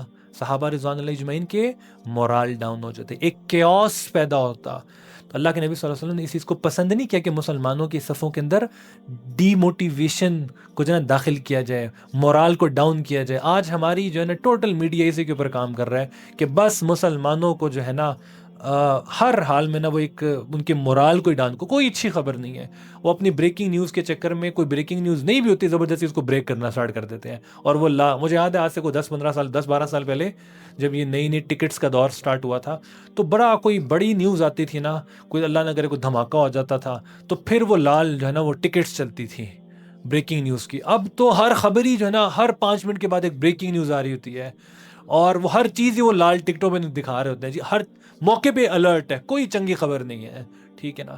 تو اور ایک کیوس پیدا کرنے کی, تو یہ کیوس کو پسند نہیں کیا گیا. آپ صلی اللہ علیہ وسلم نے اس کیوس کو جو ہے نا وہ اوائڈ کرنے کے لیے یہ حضرت زبیر بن عوام کو انسٹرکشنز دی. اچھا اگلا جو ایک لیسن اور بھی ہمیں یہاں سے ملتا ہے جو ہم کل کچھ حد تک یہ بھی ڈسکس کر چکے تھے کہ سچویشن کے اوپر جب ایک انسان کے اوپر حالات آتے ہیں نا, پرابلمز آتی ہیں, اس ٹائم کے اوپر اس کی ریئلٹی کھل کے سامنے آتی ہے. دیکھیں ہر شخص کی ایک بیئرنگ کیپیسٹی ہوتی ہے. یہ آپ جو جس چیئر پہ بیٹھے ہوئے اس کے اوپر اس کی بھی ایک بیئرنگ کیپیسٹی ہے نا, یہ ایک حد تک ایک وزن برداشت کر سکتی ہے. اس کے اوپر 10 لوگ بیٹھ جائیں تو کیا ہوگا؟ کولیپس کر جائے گی, ٹوٹ جائے گی. ایک بندہ بیٹھے گا, 2 بندے بیٹھیں گے, 3 بیٹھ جائیں گے, برداشت کر لے گی. لیکن اگر آپ اس کے اوپر 10 بندے بٹھا دیں تو کیا ہوگا؟ کولیپس کر جائے گی. بیئرنگ کیپیسٹی ہوتی ہے. تو ان حالات کی وجہ کے اوپر آنے کے بعد نا انسان کی بیئرنگ کیپیسٹی کا پتہ چلتا ہے. جب یہ غزوہ احد کے اندر, غزوہ خندق کے اندر حالات آئے تو منافقوں کا نفاق کھل کے سامنے آ گیا. ان کی بیئرنگ کیپیسٹی تھی کوئی نہیں, ان کا نفاق کھل کے سامنے آ گیا اور وہ طرح طرح سے باتیں کرنے لگے. صحابہ رضوان اللہ اجمعین آخر تک جمے رہے. They have a strong bearing capacity. They were prepared to bear it. They were ready to die. تو یہاں سے پتہ چلتا ہے حالات کے آنے کے بعد ہی انسان کا نا پتہ چلتا ہے. اچھے حالات میں تو ہر بندہ آپ کے ساتھ ہوتا ہے, برے حالات میں کون آپ کے ساتھ ہے یہ ڈیسائیڈ کرتا ہے کہ کون آپ کا اصل دوست ہے اور کون آپ کا اصل جو ہے نا مخالف ہے. ایک اور لیسن, رسول جب خندق کی کھدائی ہو رہی تھی تو آپ صلی اللہ علیہ وسلم صحابہ کے بارے میں بہت کیئرنگ تھے. صحابہ کے جو ایکسکیوزز ہوتے تھے رسول اللہ صلی اللہ علیہ وسلم اس کو ایکسیپٹ کرتے تھے. منافق آتے آپ علیہ السلام کے سامنے ایکسکیوز بیان کرتے کہ جی انا بیوتنا عورا, اور وہ وہاں سے کھسک جاتے کہ ہمارے گھر جو ہے غیر محفوظ ہیں, اور رسول اللہ صلی اللہ علیہ وسلم کو اجازت دے دیتے. لیکن صحابہ رضوان اللہ اجمعین بھی ساتھ اس کھدائی کے اندر جو تھے نا, وہ ان کو بھی کچھ نہ کچھ جائز عذر پیش آ رہے تھے. تو وہ رسول اللہ صلی اللہ علیہ وسلم کے پاس آتے تو اللہ کے نبی صلی اللہ علیہ وسلم کا جائز عذر قبول کر لیتے. قرآن نے اس کو یہ نازل کیا, انما المؤمنون الذین آمنوا باللہ ورسولہ واذا كانوا معه على امر جامع لم يذهبوا حتى يستأذنوا. یہ جو ایمان والے تھے, یہ جب کسی ایک کلیکٹیو معاملے کے اندر, مشترکہ معاملے کے اندر اکٹھے کوئی کام کر رہے ہوتے ہیں تو وہاں سے اٹھتے نہیں ہیں, لم يذهبوا حتى يستأذنوا, مگر اجازت لے کر. ان الذين يستأذنونك اولئك الذين يؤمنون بالله ورسوله. منافق ایٹیچیوڈ یہ ہوتا تھا کہ وہ بس دیکھتے تھے کہ کوئی دیکھ تو نہیں رہا مجھے یتسللون, وہ کھسک جاتے تھے. لیکن جو ایمان والے صحابہ تھے وہ رسول اللہ کی خدمت میں حاضر ہوتے, اپنا عذر بیان کرتے اور آپ صلی اللہ علیہ وسلم کو عذر قبول کرتے, ان کو رخصت دے دیتے, پھر وہ واپس آ جاتے. تو یہاں پہ قرآن نے کہا کہ فَإِذَا اسْتَأْذَنُوكَ لِبَعْضِ شَأْنِهِمْ فَأْذَن لِمَنْ شِئْتَ مِنْهُمْ وَاسْتَغْفِرْ لَهُمُ اللَّهُ. اے نبی جب بھی اپنا عذر آپ کے پاس لے کر آئے ایمان والے تو آپ ان کے عذر کو قبول کر لیجئے. معلوم ہوا ایمان والا لوگوں کے جائز عذر کو قبول کرتا ہے, لوگوں کے ایکسکیوزز کو قبول کرتا ہے. آپ صلی اللہ علیہ وسلم صحابہ کے لیے کیئرنگ بھی تھے اور ان کے جو اصل جو جائز عذر تھے اس کو قبول بھی کرتے تھے. اور آگے کہا وَاسْتَغْفِرْ لَهُمُ اللَّهُ, ان کے لیے اے نبی آپ استغفار بھی کیجئے, دعا بھی کیجئے ان صحابہ کے لیے. تو یہ ایک وصف رسول اللہ صلی اللہ علیہ وسلم کا نظر آتا ہے. اگلا ایک بہت امپورٹنٹ جو ایک سبق ہمیں اس پورے غزوے سے ملتا ہے وہ آپ صلی اللہ علیہ وسلم نے حضرت نعیم رضی اللہ تعالیٰ عنہ کا جو واقعہ ہم نے دیکھا, تو یہاں پہ آپ علیہ السلام نے پروپیگنڈا ٹیکٹک یوز کیا ہے. ٹھیک ہے, ان کی آپس میں دشمن کے اندر درار پیدا کرنے کے لیے پروپیگنڈا ٹیکٹک یوز کیا ہے. اور جنگ کے اندر یہ چیز جائز ہے. عام حالات میں تو دیکھیں اگر آپ ادھر کی بات ادھر کرتے ہیں اس نیت کے ساتھ کہ دونوں میں پھوٹ پیدا ہو جائے تو دین نے کہا وہ چغلی ہے. لیکن جنگ کے اندر تو جو ہے نا everything is fair in love and war. یہ تو انگلش کی کہانی ہے, کہاوت ہے نا. تو آپ صلی اللہ علیہ وسلم نے حدیث مبارکہ کے اندر کہا, جو میں نے آپ کو کل حدیث بتائی, الحرب خداع او کما قال علیہ الصلوۃ والسلام, کہ جنگ جو ہے وہ کیا ہے, اٹس آل اباؤٹ ٹیکٹکس. تو آپ علیہ الصلوۃ والسلام کا یہ ٹیکٹک تھا اس ٹائم پہ, پروپوگنڈا, تاکہ آپس میں ان کی پھوٹ پیدا ہو اور یہ یہاں سے منتشر ہو کے نکلیں. ایک اور واقعہ ملتا ہے آپ صلی اللہ علیہ وسلم کے اسی موقع کے اوپر, جو ہے نا ایک نماز بھی قضا ہوئی, عصر کی نماز. تو رسول اللہ صلی اللہ علیہ وسلم کو اتنی تکلیف تھی اس عصر کی نماز کے قضا ہونے کے اوپر کہ آپ صلی اللہ علیہ وسلم نے ان کے لیے بد دعا کی. اور آپ کو ریئر اوکیشنز ملتے ہیں کہ جب رسول اللہ صلی اللہ علیہ وسلم نے جو ہے نا کبھی کسی کے لیے بد دعا کی. ریئر اوکیشنز ملیں گے, آپ انگلیوں پہ گن سکتے ہیں ان کو. احد پہ ایسا واقعہ ہوا, ٹھیک ہے, طائف پہ آپ صلی اللہ علیہ وسلم نے کسی کے لیے بددعانی کے لیے دعا کی. تو اس موقع پہ آپ علیہ السلام کی اس نماز قضا ہونے کا اتنا غم تھا کہ اللہ کے نبی صلی اللہ علیہ وسلم نے کہا کہ اے اللہ ان کے گھروں کو اور ان کی قبروں کو آگ سے بھر دے, انہوں نے ہماری نماز کو قضا کروا دیا, عصر کی نماز. وَإِذَا قَامُوا إِلَى الصَّلَاةِ قَامُوا قُصَالَىٰ, جبکہ منافقوں کا یہ وصف ہوتا تھا کہ وہ نماز میں سستی کے ساتھ کھڑے ہوتے تھے, یہاں پہ خارج کر رہے ہیں, جماعیاں لے رہے ہیں, ادھر خارج کر رہے ہیں, بس بالکل سستی کے ساتھ, بے دلی کے ساتھ. رسول اللہ صلی اللہ علیہ وآلہ وسلم نماز کے بارے میں اتنے کانشیس تھے. جنگ کا موقع ہے اور نماز قضا ہو گئی ہے, تو اللہ کے نبی دین کا ہی کام کر رہے تھے نا, صحابہ دین کا ہی کام کرتے, جہاد کر رہے تھے. جہاد سے بڑا کون سا کام ہے؟ نماز قضا ہو گئی تھی تو اس پہ رنج کی تو کوئی ضرورت نہیں تھی. تو معلوم ہوا نماز کی اتنی امپورٹنس ہے, اتنی ویٹیج ہے نماز کی, جو ہم نماز بغیر چھوٹے چھوٹے آفس کے اندر میٹنگ ہو رہی ہے, ٹھیک ہے, اور نماز قضا ہوگی یا نماز لیٹ ہوگی, جماعت کی نماز چھوڑ دی ہم نے, چھوٹے چھوٹے ایکسکیوزز کی وجہ سے ہم نماز کو چھوڑ دیتے ہیں. رسول اللہ صلی اللہ علیہ وسلم نماز قضا ہوئی, کتنا یہ آپ علیہ السلام کے لیے تکلیف دہ تھا کہ آپ علیہ السلام ان کے لیے بدوا آپ صلی اللہ علیہ وسلم بیان کی. نماز کی امپورٹنس کے اوپر اس کے اوپر پتہ چلتا ہے. لیس لک من الامر شیء ان یتوب علیہم او یعذبہم فانہم غالبون فانہم ظالمون. تو لیس لک من الامر, اس موقع پہ قرآن کی آیات نازل ہوئی. خیر آگے چلتے ہیں. اگلا جو اہم لیسن ہمیں ملتا ہے اسی موقع پہ, میں نے بتایا کل آپ کو, حضرت علی رضی اللہ تعالیٰ عنہ کا جو ہے نا مبازرات ہوئی عمر نامی ایک شخص کے ساتھ, جو دشمن کا سب سے مضبوط جو تھا نا ایک کمانڈر تھا, اور ایک ہی وار کے اندر حضرت علی رضی اللہ تعالیٰ نے اس کو ڈھیر کر دیا. اب اس کی جو ڈیڈ باڈی تھی یہ مسلمانوں کی کسٹڈی کے اندر آ گئی. اب جو دشمن تھا وہ اس کے اوپر دیت دینے کے لیے, اس کی پرائس دینے کے لیے تیار تھا کہ اس کی ڈیڈ باڈی ہمارے حوالے کر دیں. جس طرح سے اس ٹائم پہ یہ حماس نے ان کی ڈیڈ باڈیز کو بھی قابو کیا ہوا تھا, اور وہ طرف رہے تھے کہ ان کی ڈیڈ باڈیز بھی ہمارے حوالے کسی طرح سے ہو جائیں. تو اس ٹائم پہ یہ ڈیڈ باڈی مسلمانوں کے پاس آ گئی, اور وہ اس کے اوپر پے کرنے کے لیے تیار تھے کہ یہ کسی طرح سے ڈیڈ باڈی ہمارے ہاتھ میں آ جائے.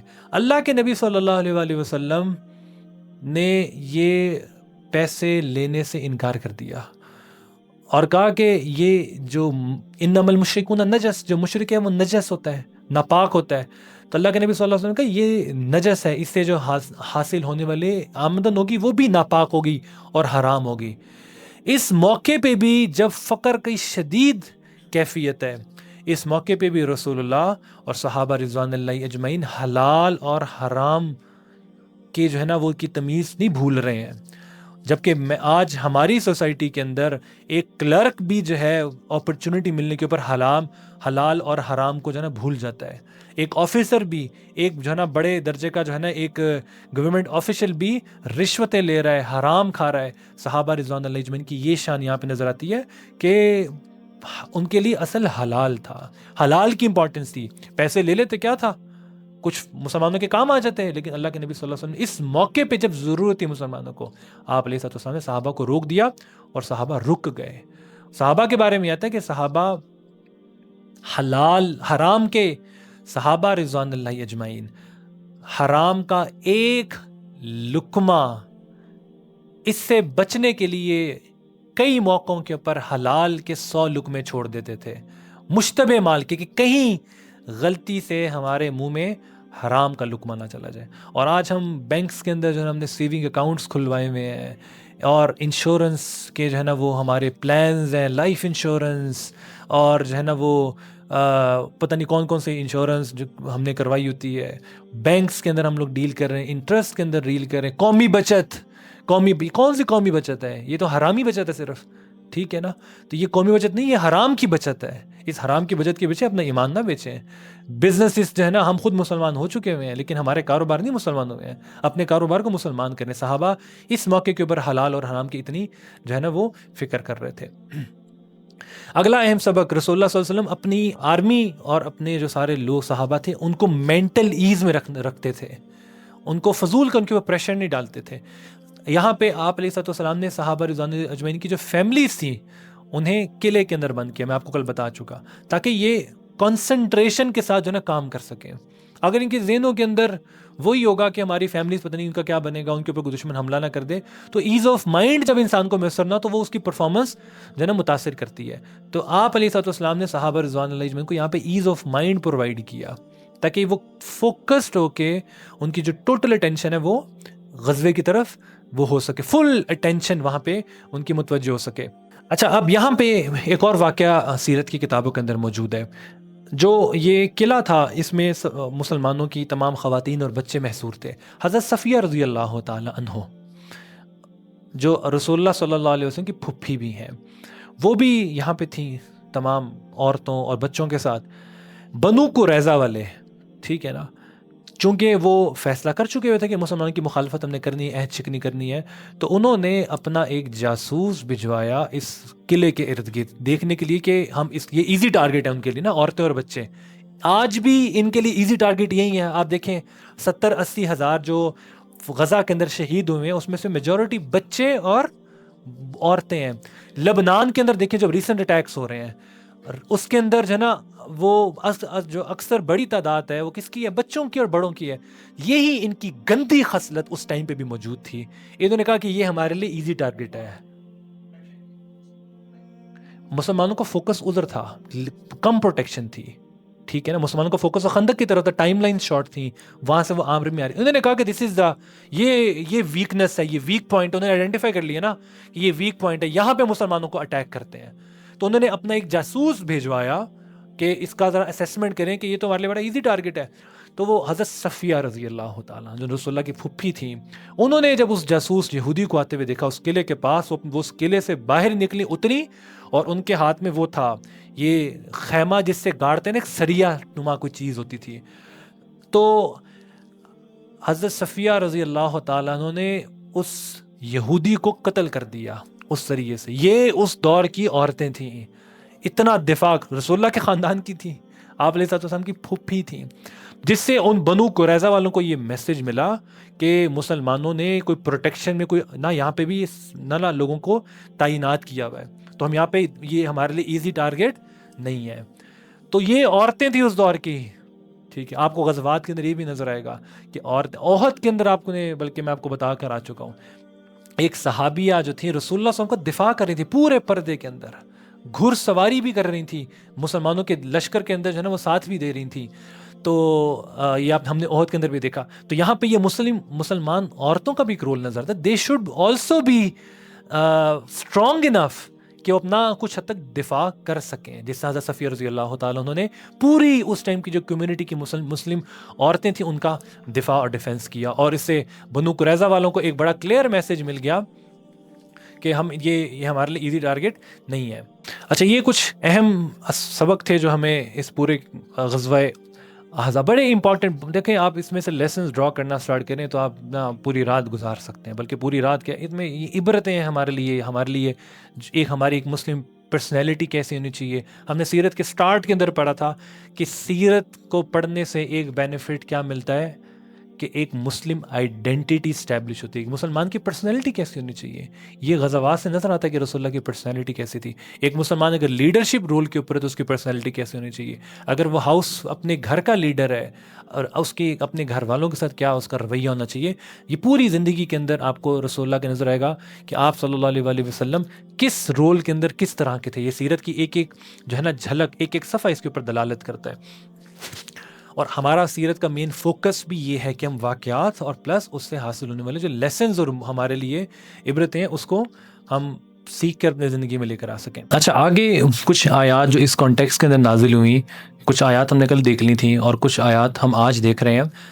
اسی موقع کے اوپر قرآن کی آیت نازل ہوئی، لقد کان لکم فی رسول اللہ اسوۃ حسنۃ لمن کان یرجو اللہ والیوم الآخر وذکر اللہ کثیرا، کہ اے ایمان والو تمہارے لیے نبی صلی اللہ علیہ وآلہ وسلم کی زندگی میں بہترین رول ماڈل ہے۔ رسول اللہ صلی اللہ علیہ وسلم تمہارے رول ماڈل ہیں۔ تمہارا بولنے کا انداز کیسا ہونا چاہیے، تمہارا آپس کی ریلیشنز کیسے ہونے چاہیے، تمہارا فیملی لائف کیسا ہونا چاہیے، تمہارا ایک سوشل رول کیسا ہونا چاہیے، تم زندگی کے جس بھی رول کے اندر ہو، تمہارے لیے رسول اللہ صلی اللہ علیہ وآلہ وسلم کی زندگی جو ہے وہ بیسٹ رول ماڈل ہے۔ اور یہ بات یاد رکھیں، یہ بات ہم پہلے بھی کر چکے ہیں کہ اسلام کے اندر نا دیر از نو پک اینڈ چوز، یہ نہیں کہ اپنی مرضی کی چیزوں کو اڈاپٹ کر لیں اور اپنی جو ہے نا جو چیزیں پسند نہیں ہیں اس کو چھوڑ دیں۔ رسول اللہ کی زندگی is a comprehensive package, you have to take each and every aspect of the life of رسول اللہ صلی اللہ علیہ وآلہ وسلم، whether it pertains to your family life, whether it pertains to your business life, whether it pertains to your leadership roles، آپ کی بے شک آپ کی ڈریس کے بارے میں ہے، you have to follow the life of رسول اللہ۔ اور اس کے اوپر آپ علیہ السلام کی سنت کو اڈاپٹ کرنا، اس کے اوپر آر محسوس کرنا، انفیریورٹی کمپلیکس فیل کرنا، یہ تو ڈسٹرکشن ہے۔ صرف رسول اللہ کی زندگی کو اڈاپٹ کرنے کے بعد ایک سپیریورٹی کمپلیکس پیدا ہو جائے اور انسان جو ہے نا وہ تکبر کے اندر چلا جائے، تو یہ تو لاجیکلی بات سمجھ آتی ہے۔ لیکن جناب رسول اللہ کی زندگی کو اڈاپٹ کرتے وقت، آپ علیہ السلام کی کوئی سنت کو اڈاپٹ کرتے وقت ہم انفیریورٹی کمپلیکس کے اندر چلے جائیں اور کہیں سوسائٹی کیا چاہتی ہے، تو یہ اس چیز کی جو ہے نا علامت ہے کہ ہمارا ایمان بہت کمزور ہے۔ ہم دعوے تو بہت بڑے بڑے کرتے ہیں رسول اللہ کی محبت کے، لیکن جو محبت ہے وہ ہمارے دلوں کے اندر نہیں ہے۔ تو اس لیے قرآن کیا اس موقع پہ جب صحابہ اپنی جانیں نشاور کر رہے تھے، قرآن نازل ہو رہا تھا کہ اے ایمان والو تمہارے لیے رسول اللہ کی زندگی میں بہترین نمونہ ہے۔ آپ صلی اللہ علیہ وسلم کی زندگی صرف گھر کی زندگی نہیں، جہاد کے اوپر بھی جو آپ علیہ السلام کا رول تھا، وہ اے ایمان والو تمہارے لیے بہترین رول ماڈل ہے۔ اور یہی رول ماڈل جو وہ سیکھ رہے تھے صحابہ رضوان اللہ اجمعین، یہ جو غزوات تھے یہ صحابہ رضوان اللہ اجمعین کی ٹریننگ تھی۔ ابو بکر صدیق بھی موجود ہیں، عمر بن خطاب بھی موجود ہیں، علی رضی اللہ تعالیٰ عنہ بھی موجود ہیں، عثمان رضی اللہ تعالیٰ عنہ بھی موجود ہیں۔ یہ وہی کل کے پروسپیکٹیو جو آ رہے ہیں لیڈرز اور پروسپیکٹیو خلفائے راشدین، ان کی ٹریننگ تھی کہ رسول اللہ صلی اللہ علیہ وسلم نے غزوات میں کیسے بیہیو کیا۔ یہی سنتیں جو وہ یہاں پہ رسول اللہ کی لائف کو سیکھ رہے تھے، they implemented in their era of خلافہ۔ اور اللہ نے انہی سنتوں کی وجہ سے مسلمانوں کو پوری دنیا کے اندر چند سالوں کے اندر غلبہ دے دیا۔ چند سالوں کے اندر یہ رومن امپائر، یہ پرشین امپائر جو تھی مسلمانوں کے ہاتھ کے اوپر وہ فتح ہوئی۔ کیا وجہ تھی؟ کہ صحابہ رضوان اللہ اجمعین کی پریکٹس ہو چکی تھی کہ اس موقع پہ رسول اللہ صلی اللہ علیہ وسلم کی زندگی کیسی تھی، وہ انہوں نے اڈاپٹ بعد میں کی، اس کے رزلٹ سامنے آ گئے۔ تو ہمارے لیے یہ امپورٹنٹ یہ ہے کہ ہم آج سنت کو سنت کہہ کے اپنی لائف سے نکال دیتے ہیں۔ صحابہ رضوان اللہ اجمعین، سنت فرض واجب کی کوئی ڈسٹنکشن صحابہ رضوان اللہ اجمعین کی زندگی میں نہیں تھی۔ ان کے لیے ان کو صرف یہ پتہ ہونا چاہیے تھا کہ ہمارے رسول صلی اللہ علیہ وسلم کی کیا طریقہ تھا اور دے لیو ود اٹ۔ آپ کو بہت سے اصحاب کی زندگی کے اندر نظر آئے گا، حضرت ابن عمر رضی اللہ تعالیٰ عنہ ایک جگہ سے گزر رہے ہیں اور گزرتے گزرتے جھکتے ہیں اور پھر اپنے سر کو بلند کرتے ہیں۔ لوگوں نے کہا کہ آپ کو کیا ہوا، یہاں پہ تو کوئی جو ہے نا کوئی درخت کی شاخ نہیں ہے، جب جھک کے اپنا سر بچا کے جا رہے ہیں۔ تو وہ کہنے لگے کہ میں رسول اللہ کے ساتھ تھا، یہاں پہ ایک درخت کی شاخ تھی، آپ علیہ السلام یہاں سے جھک کے گزرے۔ ابن عمر کو یہ گوارا نہیں تھا کہ میرے رسول یہاں سے جھک کے گزرے اور میں یہاں سے جھکے بغیر گزر جاؤں۔ یہ صحابہ تھے، یہ اوبیڈینس درکار ہے۔ دیر از نو پک اینڈ چوز۔ ہم یہ نہیں کہہ سکتے ہماری سوسائٹی کیا کہے گی، میرا جو ایک امیجیٹ فیملی سرکل ہے وہ کیا کہے گا، میرا پیئر پریشر کیا کہے گا۔ بے شک وہ سنت جو کہ آپ کے ظاہر سے متعلق ہے، ٹھیک ہے، بے شک آپ کے وہ اپیرنٹ حلیے سے متعلق کو سنت ہے، یا بے شک وہ باطن سے متعلق ہے۔ باطنی سنتیں بھی امپورٹنٹ ہے، ظاہری سنتیں بھی امپورٹنٹ ہے۔ جو موقع ملے اپنی جب پتہ چل جائے کہ آپ علیہ السلام کی سنت ہے، بس وہاں پہ سرنڈر کرتے ہیں۔